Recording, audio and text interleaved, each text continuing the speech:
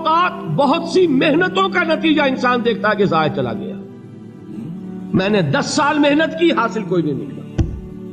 یہ ثمرات کیا ہیں؟ محنتیں، محنتوں کے ثمرات کا ضیاع. کوشش آپ نے کی، قسمت کی خوبی دیکھی ہے، ٹوٹی کہاں کمن، 2-4 ہاتھ جب کے لبے بام رہ گئے. Be prepared. ایک شاعر کے یہ اشعار ہیں، وہ کمیونسٹ تھا، میں نام بھی نہیں لیتا، لیکن یہ کہ یہ اسی انقلابی، چونکہ ان کا بھی ایک انقلابی نظریہ ہے، انقلابی عمل میں یہ سارے مراحل آتے ہیں. کوئی سیٹ بیک آیا، فرض کیجئے کوئی ناکامی ہو گئی، تو اپنے ساتھیوں کو دل بندھانے کے لیے یہ فصل امیدوں کی ہمدم اس بار بھی غارت جائے گی، سب محنت صبحوں شاموں کی اب کے بھی اکارت جائے گی. میرے نبی کے ثمرات کا جو لفظ یہاں آیا ہے، وَنَقْصٍ مِّنَ الْأَمْوَالِ وَالْأَنفُسِ وَالثَّمَرَاتِ، سب محنت صبحوں شاموں کی اب کے بھی اکارت جائے گی. دھرتی کے کونوں کھدروں میں پھر اپنے لہو کی کھاد بھرو، پھر مٹی سینچو اشکوں سے، پھر اگلی رت کی فکر کرو، پھر اگلی رت کی فکر کرو، جب پھر ایک بار اجڑنا ہے. ایک فصل پکی تو بھر پایا، تب تک تو یہی کچھ کرنا ہے. ایک مقصد ہے سامنے، انقلاب برپا کرنا ہے. ایک کوشش ناکام ہو جائے کوئی پرواہ نہیں، نیکسٹ. پھر تیار رہو ناکامی کے لیے. ایسا نہ ہو جو انگریزی میں کہتے ہیں hope for the best but be prepared for the worst. ایسا نہ ہو کہ دوسری مرتبہ ناکام ہو کے بددل ہو جاؤ، تمہاری ہمتیں جواب دے جائیں. نہیں، پہلے سے تیار رہو کہ دوسری مرتبہ بھی ناکامی آئے تو آئے، لیکن جب تک کہ کامیابی حاصل نہیں ہوتی ہمیں یہ کام کیے چلے جائیں. دیکھیے سیرت میں آیا کہ نہیں یہ واقعہ. بدر میں مسلمانوں کو فتح ہوئی تو احد میں زک پہنچی کہ نہیں؟ 70 صحابہ شہید ہوئے کہ نہیں؟ اگر ان کی ہمتیں جواب دے جاتی تو گاڑی کیسے چلتی آگے؟ تو فرمایا وَلَنَبْلُوَنَّكُمْ بِشَيْءٍ مِّنَ الْخَوْفِ وَالْجُوعِ وَنَقْصٍ مِّنَ الْأَمْوَالِ وَالْأَنفُسِ وَالثَّمَرَاتِ. ہم تمہیں لازم آزمائیں گے، خوف کی کیفیت سے، فقر و فاقے کی کیفیت سے، بھوک سے، جان کے نقصان سے، مال کے نقصان سے، محنتوں کے حاصل کے ضائع ہو جانے سے.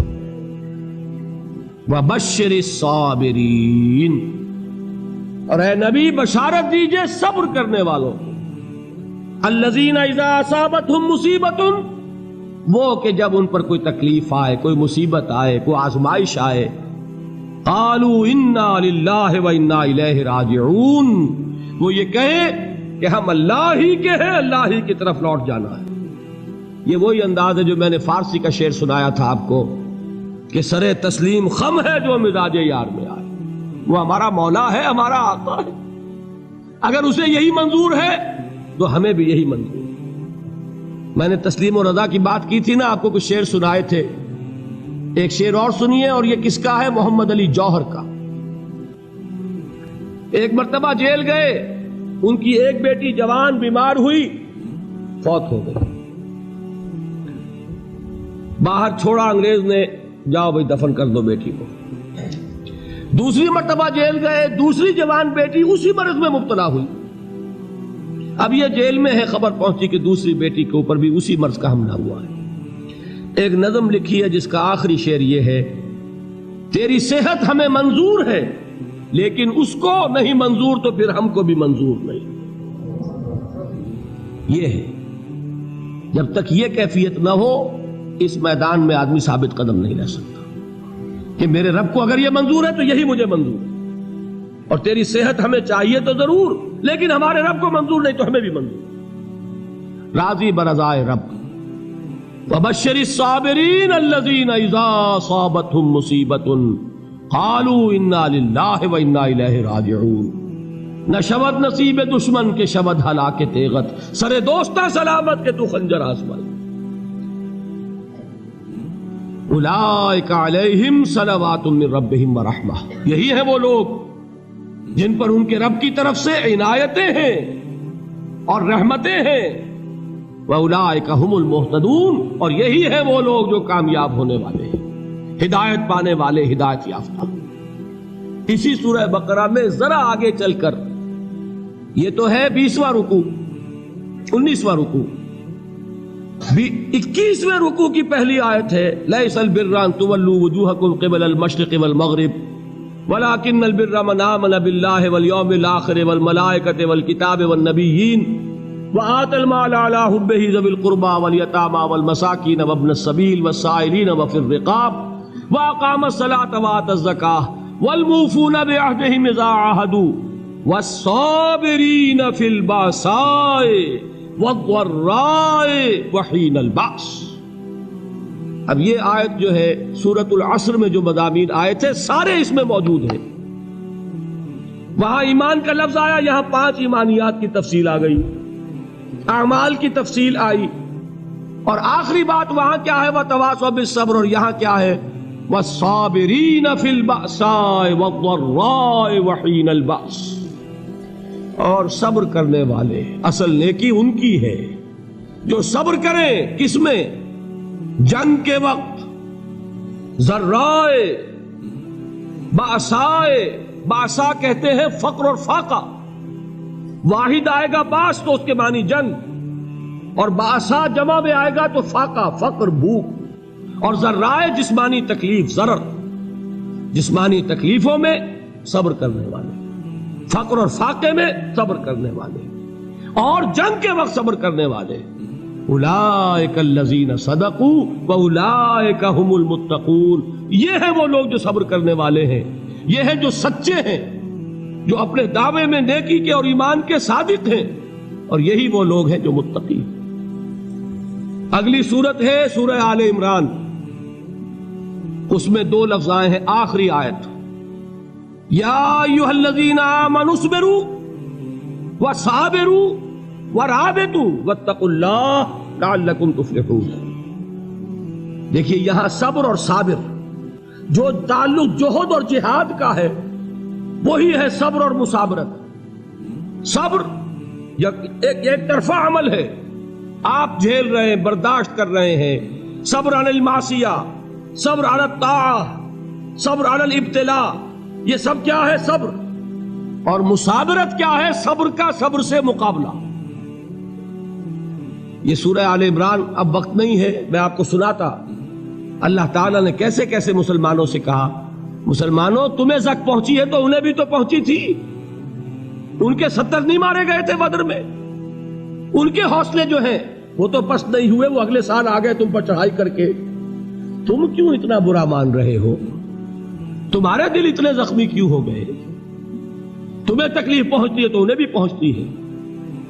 اپنی غیرت جو ہے ہمیں ذرا اس کا جائزہ لینا چاہیے.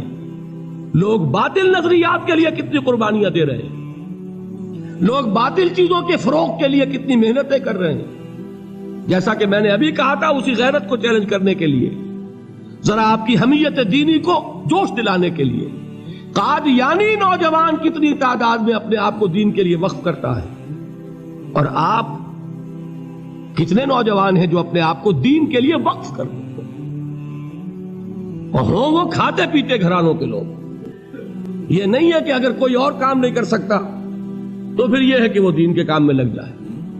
باصلاحیت لوگ، کھاتے پیتے لوگ، ذہنی استعداد رکھنے والے لوگ، اونچے گھرانوں کے لوگ، وہ وقف کریں اپنے آپ کو دین کے لیے.